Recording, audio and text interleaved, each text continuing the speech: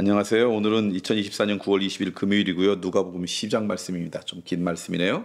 바리새인들의 외식을 주의하라. 그동안 무리 수만 명이 모여 서로 밟힐 만큼 되었더니 예수께서 먼저 제자들에게 말씀하여 이르시되 바리새인들의 누룩 곧 외식을 주의하라. 감추인 것이 드러나지 않은 것이 없고 숨긴 것이 알려지지 않을 것이 없나니 이러므로 너희가 어두운 데서 말한 모든 것이 광명한 데서 들리고 너희가 골방에서 귀에 대고 말한 것이 지붕 위에 전파되리라. 내가 내 친구 너희에게 말하노니 몸을 죽이고 그 후에는 능히 더 못하는 자들을 두려워하지 말라. 마땅히 두려워할 자를 내가 너희에게 보이리니 곧 죽인 후에 또한 지옥에 던져 넣는 권세 있는 그를 두려워하라. 내가 참으로 너희에게 이르노니 그를 두려워하라. 참새 5마리가 2아사리온에 팔리는 것이 아니냐? 그러나 하나님의 앞에서는 그 하나도 잊어버리시는 바 되지 아니하는도다.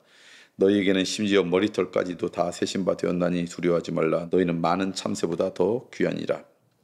내가 또한 너희에게 말하노니 누구든지 사람 앞에서 나를 시인하면 인자도 하나님의 사자들 앞에서 그를 시인할 것이요 사람 앞에서 나를 부인하는 자는 하나님의 사자 앞에서 부인을 당하리라.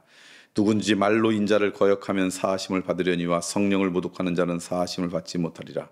사람이 너희를 회당이나 위정자나 권세 있는 자 앞에 끌고 나가거든 어떻게 무엇으로 대답하여 무엇으로 말할까 염려하지 말라. 마땅히 할 말을 성령이 곧 그때 너희에게 가르치리라 하시니라. 한 부자 비유.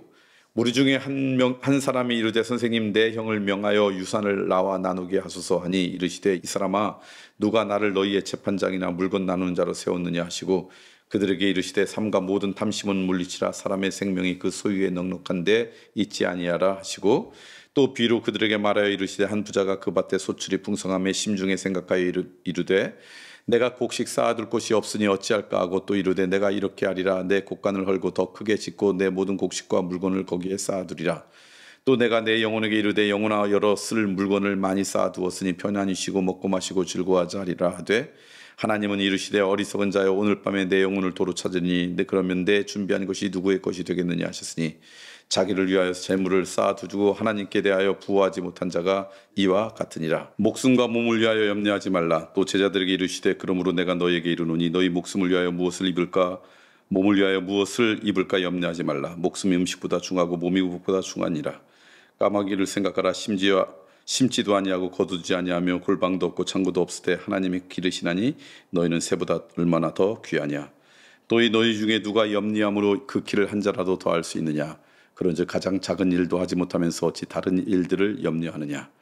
백합화를 생각하여 보라. 실도 만들지 않고 짜지도 아니하느니라. 그러나 내가 너희에게 말하노니 솔로몬의 모든 영광으로도 입은 것이 이 꽃 하나만큼 훌륭하지 못하였느니라. 오늘 있다가 내일 아궁이에 던져지는 들풀도 하나님이 이렇게 입히시거늘 하물며 너희일까 보냐. 믿음이 작은 자들아 너희는 무엇을 먹을까 무엇을 마실까 하여 구하지 말며 근심하지도 말라. 이 모든 것은 세상 백성이 구하는 것이라. 너희 아버지께서는 이런 것이 너희에게 있어야 할 것을 아시느니라. 다만 너희는 그의 나라를 구하라. 그리하면 이런 것들을 너희에게 더하시리라. 적은 무리여 무서 말라. 하나님 너희 아버지께서 그 나라를 너희에게 주시기를 기뻐하시느니라. 너희 소유를 팔아 구제하여 낡아지지 아니하는 배낭을 만들라. 곧 하늘에 둔 바 다함이 없는 보물이니 거기는 도둑도 가까이 하는 일이 없고 좀도 먹는 일이 없느니라. 너희 보물이 있는 곳에는 너희 마음도 있으리라. 깨어 준비하고 있으라. 허리에 띠를 띠고 등불을 켜고 서 있으라. 너희는 마치 그 주인이 혼인집에 돌아와 문을 두드리면 곧 열어주려고 기다리는 사람과 같이 되라. 주인이 와서 깨어있는 것을 보면 그 종들은 복이 있으리로다. 내가 진실로 너에게 이르노니 주인이 띠를 띠고 그 종들을 자리에 앉히고 나와 수종들리라. 주인이 혹 2경에나 혹 3경에 이르렀어도 종들이 그같이 하고 있는 것을 보면 그 종들은 복이 있으리로다. 너희도 아는 바니 집주인이 만일 도둑이 어느 때 이를 줄 알았더라면 그 집을 뚫지 못하게 하였으리라. 그러므로 너희도 준비하고 있으라. 생각하지 않은 때에 인자가 오리라 하시니라. 베드로가 여쭈어되 주께서 이 비유를 우리에게 하심이니까 모든 사람에게 하심이니까.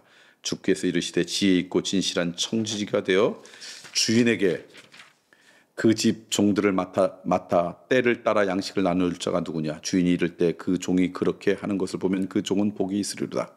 내가 참으로 너에게 이르노니 주인이 그 모든 소유를 그에게 맡기리라. 만일 그 종이 마음에 생각하기를 주인이 더디 오리라 하여 남녀 종들을 때리며 먹고 마시고 취하게 되면 생각하지 않는 날 알지 못하는 시각에 그 종의 주인이 이르러 어미 때리고 신실하지 아니한 자에 받는 벌에 처하리니 주인의 뜻을 알고도 준비하지 아니하고 그 뜻대로 행하지 아니한 종은 많이 맞을 것이요 알지 못하고 맞을 일을 행한 종은 적게 맞으리라. 물은 많이 맞는 자에게는 많이 요구할 것이요 많이 맡은 자에게는 많이 달라 할 것이니라.